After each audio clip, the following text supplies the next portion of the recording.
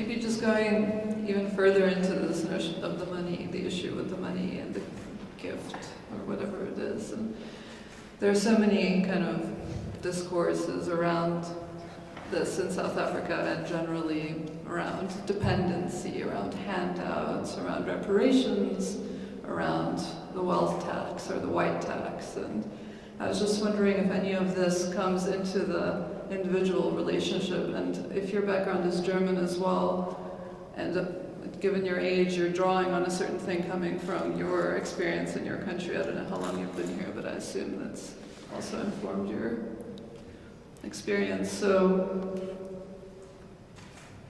and how emotions kind of relate to that. Where does anger fit in terms of reparations, for example? Or where does, feeling good about oneself in terms of this deification, because I can give, and so I'm a good person. Not that, it's not an accusation, I'm sure. You mentioned it, actually, so yeah, if we could just talk around that a little bit. So your question.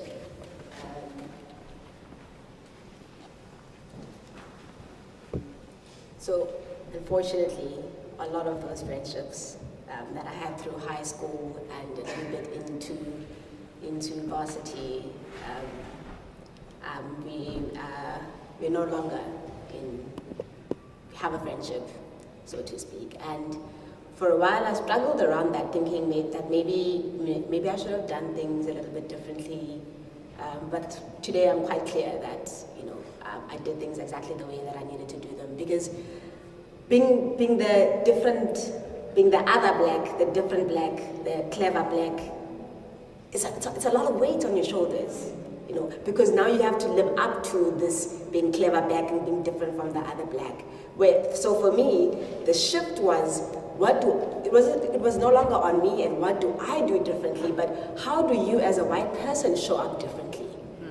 Because I can't change the fact that I live in Gugulethu and I have financial problems and I have this and this and that. I can't change that, But how do you as the white person show up differently in such a way that I can bring that stuff into our relationship and the relationship still stands? If it doesn't stand, it means that you aren't able to do your part in the friendship in holding that. So my relationships there failed, not because I should have done this or I should have done that, but because those particular white people just weren't able to show up in the relationship in a way that can nurture our friendship. And 10 years of friendship gone, to the point where I even wondered, what was that friendship to begin with?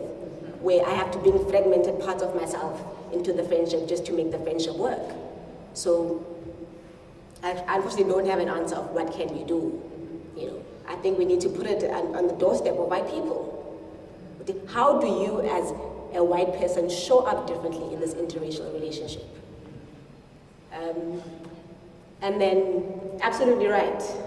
It was one particular moment of need that unraveled a whole lot of other things. And it's a conversation that we've kept having to have over and over again. Just constantly challenging issues of power dynamics in the relationship so that we do, in fact, have an equal relationship, and I might not be able to show up for Martina materially, but I show up for her in different ways in the relationship as well. So it's not a one-way relationship where she's showing up in one way and I'm not showing up, I'm just there in the relationship. I also put in quite a lot in the relationship. So, but the issue of power dynamics will always be there, and those are issues that need to be talked through constantly, all the time. And it's a conversation that I can't have, I do have other white friends, I can't say that I can have with all of them, because it's going to be different with different white people. Yeah. I don't think there's a question I missed.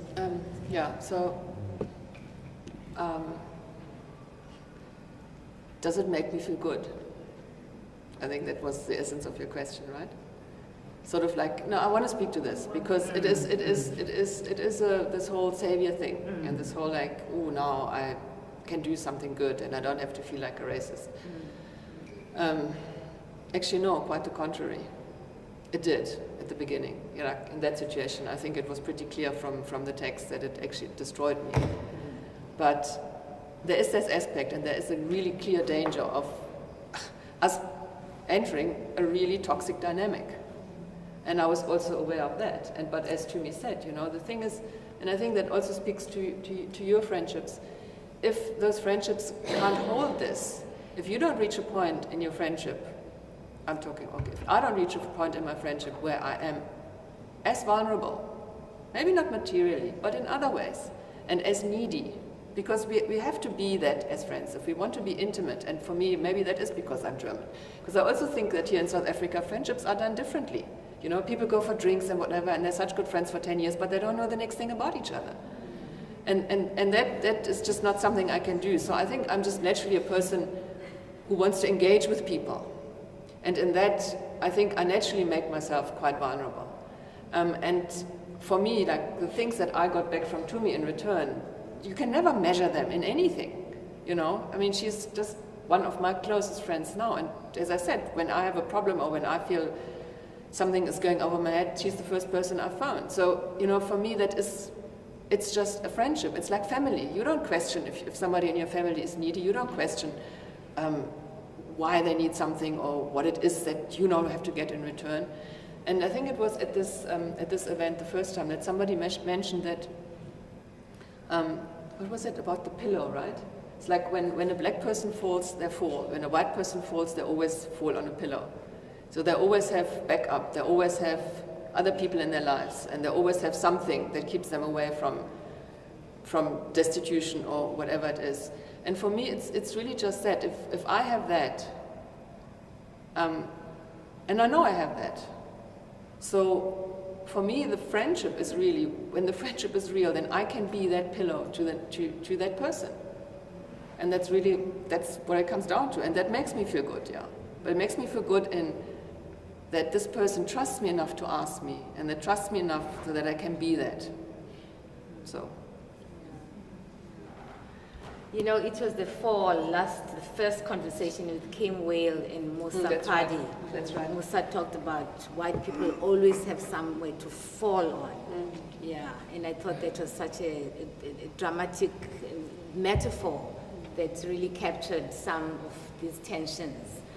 We find it very difficult to form friendships with white people on this campus because they're always these superficial relationships. I can't even call it a friendship. Like, it's mostly about, oh, hey, are you studying tonight for this test? Oh, okay, I am. Or can we go out for drinks? And things like that. It's always superficial. Never asking, why are you not able to pay for this thing? Why don't you have a textbook? Why aren't you, like, questions where they're going to a deeper level to the person that you have a friendship with, rather than when it's between people of color. We can understand that, hey, there's a reason why she's not eating today. Maybe she doesn't have COB or she doesn't have money to buy food. Let me actually take from my COB and buy for her. Or when it comes to the end of the year, when it's anarchy or food quota or washing quota, we can kind of work our way into our washing or actually like helping each other in whatever way we may. And I just have a response to the lady over there. You said that you're doing your research for your PhD. I would like to add my remark on you using people of color as guinea pigs to your research. Like, there's a reason why we as people of color have these conversations, because that we are tired of having white people control our narrative.